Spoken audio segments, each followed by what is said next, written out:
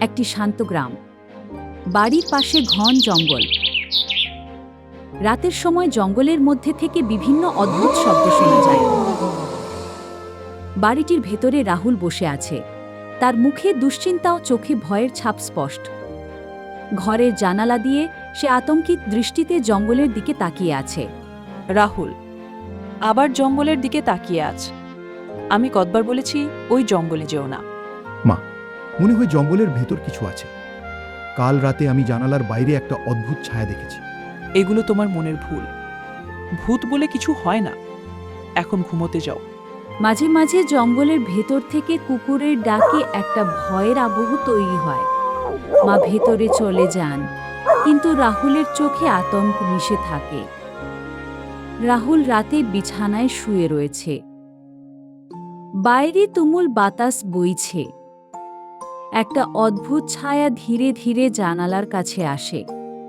রাহুল অস্থির হয়ে ওঠে।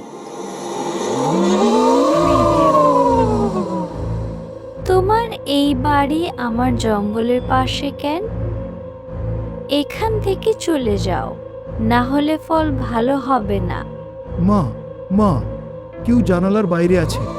মা দৌড়ায় আসে, জানালার বাইরে তাকায়, কিন্তু কিছুই দেখতে পায় না। রাহুলের চিৎকারে বাড়িতে আতঙ্ক ছড়িয়ে পড়ে। পরের দিন রাহুল তার বন্ধু অজয়ের সাথে একটি তান্ত্রিকের কাছে যায়।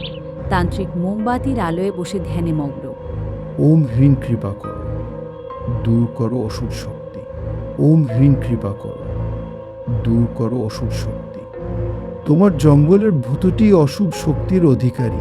তার শক্তি বিশাল, তবে তাকে বশ করা সম্ভব, কিন্তু এজন্য সাহস ও ধৈর্যই। আমি সাহসী হব, দয়া করে আমাকে সাহায্য করো। তান্ত্রিক ও রাহুল জঙ্গলের কাছে আসে। চারদিকে তীব্র বাতাস। তান্ত্রিক মন্ত্র পড়া শুরু করেন। মন্ত্রের শব্দে পরিবেশ আরও গুরুতর হয়ে ওঠে।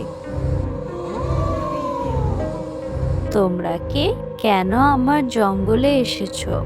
ওম হ্রিং কৃপা করো, দূর করো অসুর শক্তি। ওম হ্রিং কৃপা করো, দূর করো অসুর শক্তি। ওম হ্রিং কৃপা করো, দূর করো অসুর শক্তি। রাহুল বাড়িতে ফিরে আসে। এই প্রথম সে নিশ্চিন্ত মনে জানালার কাছে দাঁড়ায়। জঙ্গলের দিকে দৃঢ়ভাবে তাকায়। তার মুখে আত্মবিশ্বাসের ঝলক। এখন থেকে আমি আর কোনো ভয় পাব না। রাহুলের মা তার দিকে এগিয়ে এসে আবেগময় কণ্ঠে বলে, আমার ছেলে এখন সত্যিই সাহসী হয়ে উঠেছে। আমি তোমার জন্য গর্বিত। রাহুল ও তার মায়ের চোখে স্বস্তি এবং আনন্দ। জঙ্গলের দিকে তাকিয়ে তারা আর ভয় পায় না।